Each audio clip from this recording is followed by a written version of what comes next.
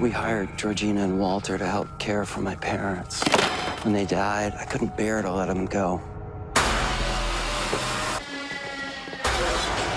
Hey guys, what's going on? This is Ross Granite. I'm here with Jordan Peele, who I only have for a couple of more minutes, and he's being generous with his time, so we're going to get into spoilers for Get Out.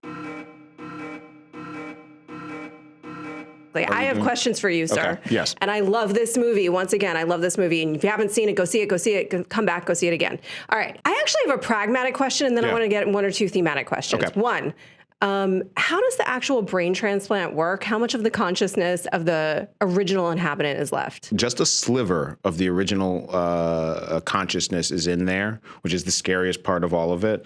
It's literally, it's the part that is connected to the central nervous system, and it's the part that takes away their actual free will of their body.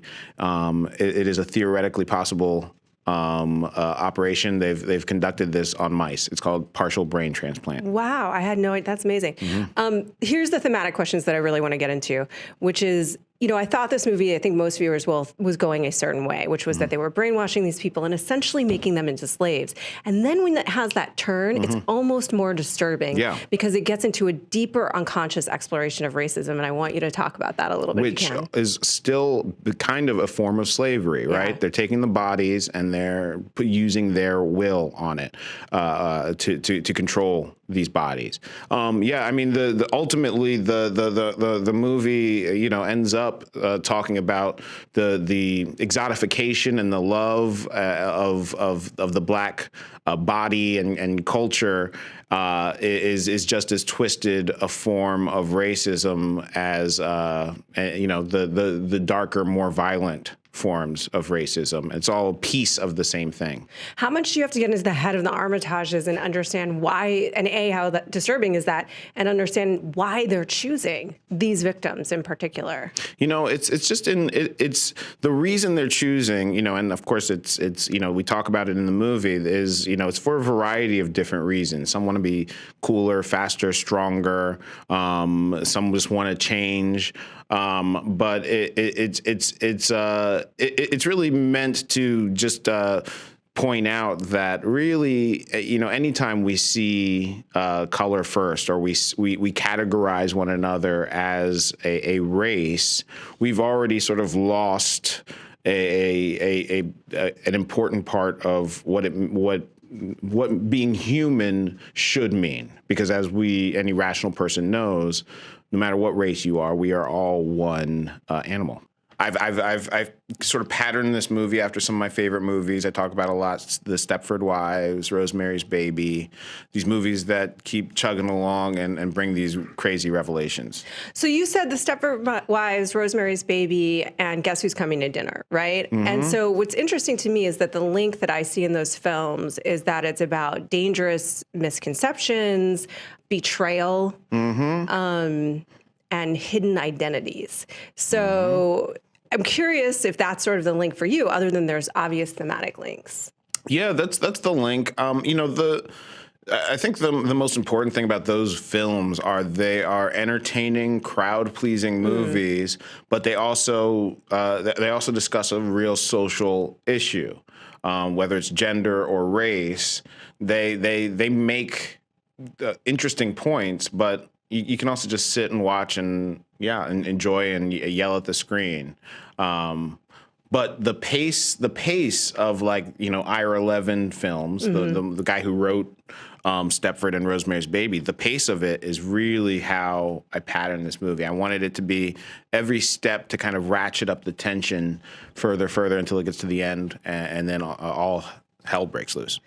I'm curious, and it's funny because you bring up Stepford Wives, and I feel like the themes in Stepford are sadly equally true today. Yep. Do we feel more confident that the themes in your film will be a little less true 15, 20 years on?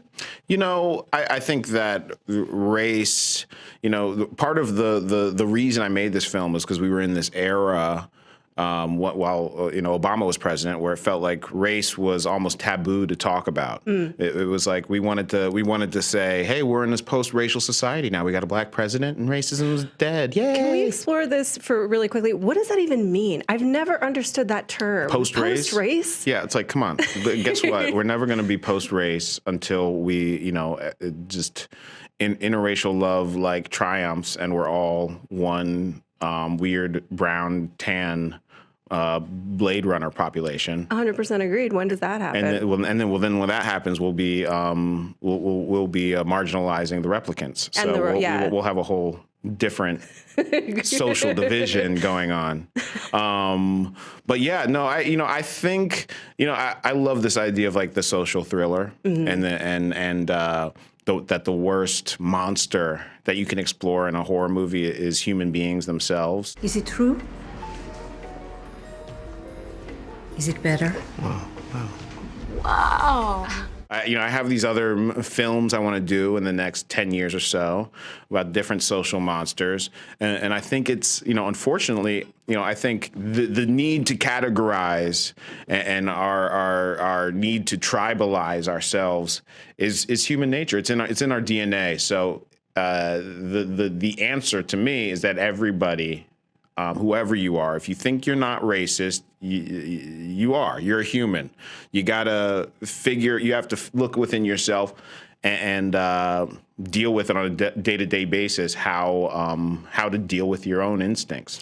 It's funny, I don't know if you've ever been to the Museum of Tolerance in Los Angeles, but you walk in there and they have two doorways and they're standing at one and they say, hey, if you have prejudice in you, come through this doorway. And then the guide obviously says, I'm going to go through here, kind of cluing everyone in to that's what the conversation is about. I think it's interesting that one thing that your film is really exploring is what is the scariest thing that we don't talk about? Yeah.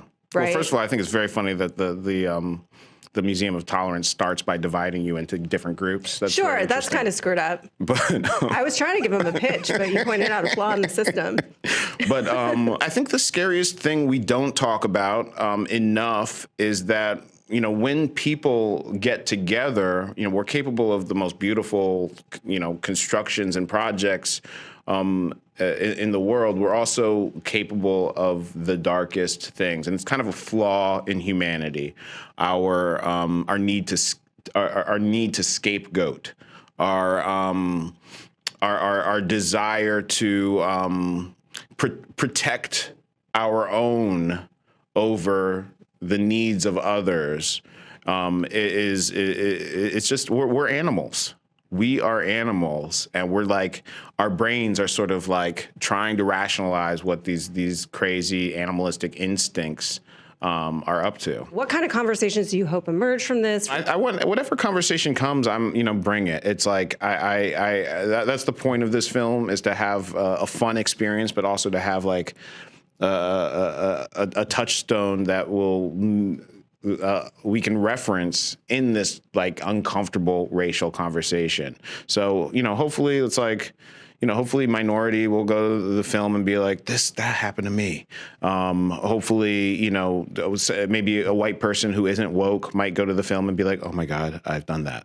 Final thing is that one of the hardest things I think we're facing in the United States is that we're afraid to have the hard conversations. Yeah. How much easier is it to open that door in the heightened reality of a horror, comedy, sci-fi? So much easier because you sit down, you watch the movie, you're with an audience that's, a mix of people.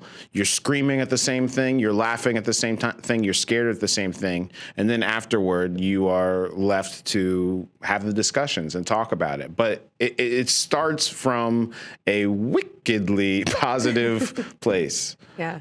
To quote John Travolta. I love that. I love this movie. Thank you so much for being generous with your time. You guys, if you haven't seen Get Out, why were you watching this video? That's crazy. If you have seen it, go watch it again and come back and let's discuss more, because this deserves multiple viewings. Thank you for your time. Awesome. Click here for more awesome Screen Junkies news and click the logo to subscribe.